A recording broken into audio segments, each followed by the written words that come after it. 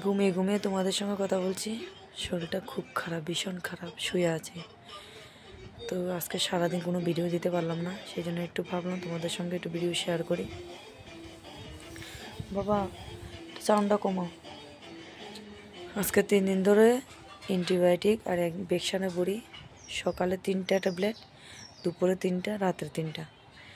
সকাল থেকে যে ট্যাবলেটগুলি খাই বিকাল পর্যন্ত ট্যাবলেটগুলি, দুপুরে ট্যাবলেট পর্যন্ত, সকাল দুপুর ট্যাবলেটগুলি যখন খাই তখন শরীরটা খুব দুর্বল হয়ে যায়।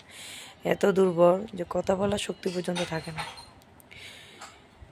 আজকে 3 দিন ধরে শরীরটা প্রচণ্ড খারাপ, প্রচণ্ড। এতদিন তো মা ছিল, মা রান্না করলো, আমি খেলাম, বা আমার ছেলেদেরকে খাওয়ালো, স্নান করালো, ঘরে পুজো দিল, সংসারে প্রায় কাজ আমার মা করলো।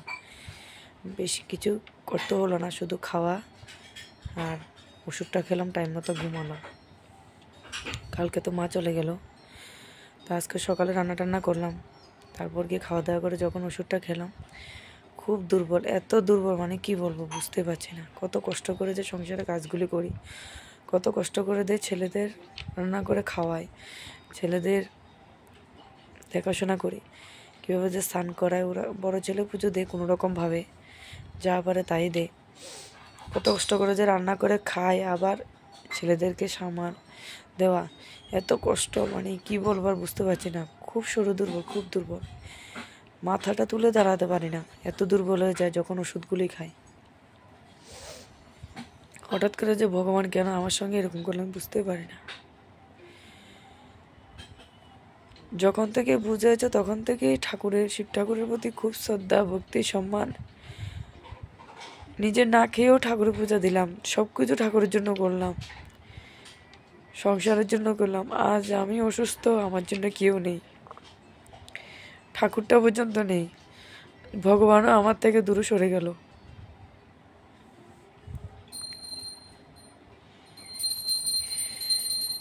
কোনোদিনও ভাবিনি ভগবান আমাকে এত কষ্ট দিব।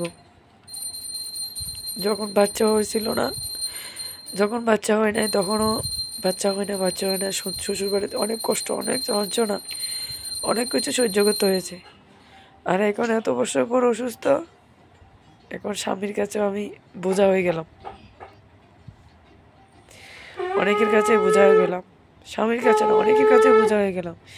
আসলে এতদিন আমি বুঝতে পারিনি যে যাদেরকে খাওয়াচ্ছে, যাদের জন্য কষ্ট করছি, তারা একদিন আমাকে ঠকাবে, আমি সেটা কোনোদিন ভাবিনি।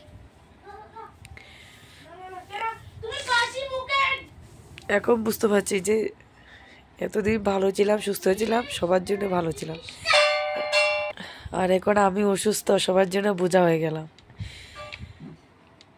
মুখে হাসি কিন্তু বুকের ভিতর অনেক দুঃখ, অনেক দুঃখ।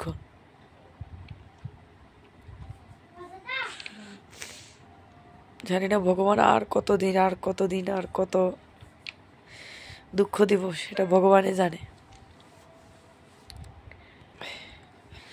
এতদিন নিজের জন্য কোনো চিন্তা ভাবনা ছিল না,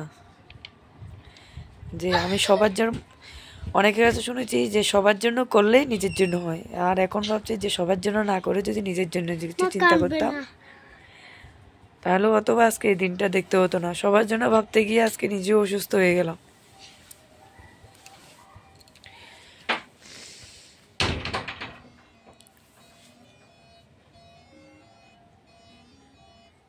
এখন বুঝতে পারছি যে নিজের জন্য যদি একটু ভাবতাম তাহলে আজকে এই দিনটা দেখতে হতো না। যতদিন সবার জন্য করতে পেরেছি গায়ে শরীর দিয়ে, সবার কাছে ভালো ছিলাম, আর এখন যে করতে পারছি না, নিজে অসুস্থ, সবার কাছে বোঝা হয়ে গেলাম।